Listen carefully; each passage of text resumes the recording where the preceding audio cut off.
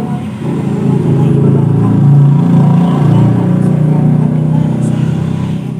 Saya berasal dari kelas PAI 2B. Di sini saya akan mempresentasikan sebuah tugas dari mata kuliah teori belajar. Langsung saja, konsep dasar belajar, faktor yang baik, proses dan hasil belajar. Yang pertama ada pengertian belajar. Apa itu belajar? Belajar merupakan proses manusiawi yang dilakukan sepanjang hayat atau long life education. Belajar juga adalah suatu proses yang dilakukan seorang individu untuk memperoleh suatu tingkah laku baru secara keseluruhan sebagai hasil pengalaman individu sendiri di dalam interaksi dengan lingkungannya. Yang kedua, ada hakikat belajar. Apa itu hakikat belajar? Yaitu proses memperoleh pengetahuan, keterampilan, atau pemahaman baru melalui pengalaman, studi. Belajar juga dapat terjadi di berbagai konteks seperti di sekolah, tempat kerja, atau dalam kehidupan sehari-hari. Yang ketiga, ada ciri-ciri belajar.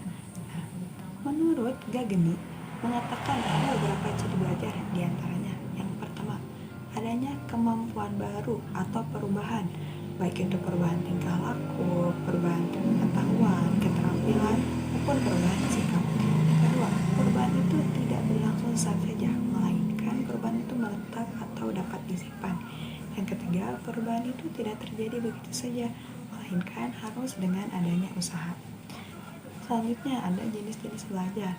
Nah, yang pertama ada pengetahuan yang mengacu kemampuan mengenal atau mengingat materi yang sudah kita pelajari dari mulai materi yang sederhana sampai dengan materi yang sulit. Yang kedua ada pemahaman. Nah, pemahaman ini mengacu pada kemampuan memahami makna dari sebuah materi yang telah disampaikan. Yang ketiga penerapan, yaitu yang mengacu kemampuan menerapkan materi yang sudah dipelajari pada kehidupan sehari-hari. Yaitu mengacu pada kemampuan menguraikan materi kepada komponen-komponennya. Yang kelima sintesis, yang mengacu pada kemampuan memadukan konsep atau komponen sehingga membentuk suatu pola struktur atau bentuk yang baru.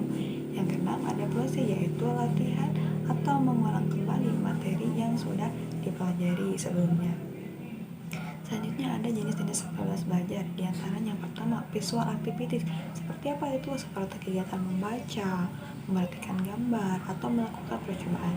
Yang kedua ada oral activities, yaitu kegiatan seperti menyatakan pendapat, memberi saran, diskusi, dan lain-lain. Yang ketiga ada listening activities, yaitu seperti mendengarkan musik, pidato, mendengarkan percakapan, atau mendengarkan lain-lain. Yang selanjutnya ada writing activities, yaitu kegiatan seperti menulis, menggambar peta, grafik, diagram, dan lain sebagainya. Selanjutnya ada faktor-faktor yang mempengaruhi proses belajar. Nah, yang pertama ada faktor lingkungan sosial. Faktor lingkungan sosial terdiri dari tiga. Yang pertama lingkungan sekolah. Jadi faktor lingkungan sekolah seperti guru, teman kelas, ataupun semua orang yang di sekolah itu mempengaruhi proses belajar. Yang kedua ada lingkungan masyarakat, seperti masyarakat yang ada di lingkungan keluarga kehidupan kita. Yang ketiga ada lingkungan keluarga, nah seperti orang tua, kakak, adik, itu sangat mempengaruhi proses belajar kita. Yang kedua ada faktor lingkungan sosial, yaitu yang pertama ada lingkungan alamiah seperti kondisi udara yang baik, tidak panas, tidak gerah, itu sangat mempengaruhi proses kita belajar. Yang ketiga ada faktor materi pembelajaran seperti materi yang sangat sulit atau materi yang mudah. Jadi seorang guru tuh harus bisa memilah materi yang baik dan cocok yang untuk diberikan kepada muridnya. Yang selanjutnya ada faktor fisiologis yang mempengaruhi proses pembelajaran. Yang pertama ada faktor perangkat keras seperti gedung sekolah, alat belajar. Selanjutnya ada perangkat lunak seperti kurikulum, silabus, peraturan sekolah, tata tertib, dan lain-lain. Yang selanjutnya ada kondisi fisiologis yang mempengaruhi proses belajar. Nah, yang pertama ada keadaan jasmani seperti ketika kita sehat, maka kita akan belajar dengan nyaman. Maka untuk belajar supaya nyaman, kita harus mempunyai badan yang sehat dan kuat. Yang selanjutnya ada keadaan fungsi jasmani. Nah, keadaan fungsi jasmani itu sangat mempengaruhi proses belajar seperti berfungsi di panca indera kita, mata, telinga, itu sangat mempengaruhi dipenuhi.